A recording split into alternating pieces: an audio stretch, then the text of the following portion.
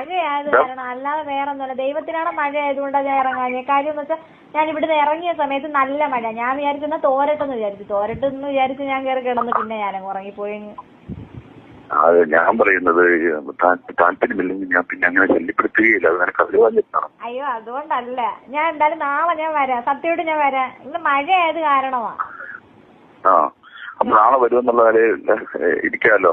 ഞാൻ വരും. നാളെ വരും. ഇനി മഴ പെയ്താലോ? മഴ പെയ്യൂല. ഞാൻ നാളെ രാവിലെ ഇറങ്ങാം എന്തായാലും. ഞാൻ വരും. രാവിലെ ഇറങ്ങണം. വരാം.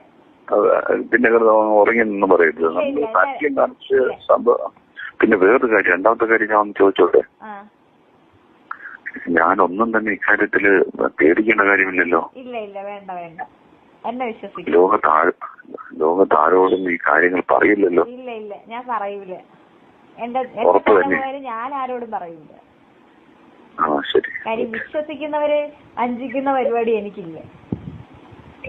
ശരി. ഞാൻ വരാം. നാളെ രാവിലെ 6 മണിക്ക് ഞാൻ പ്രതീക്ഷിക്കും. ഓക്കെ. രാവിലെ ഇറങ്ങാം. ഞാൻ ഇന്ന് രാത്രി വിളിക്കണ്ടല്ലോ. വേണ്ട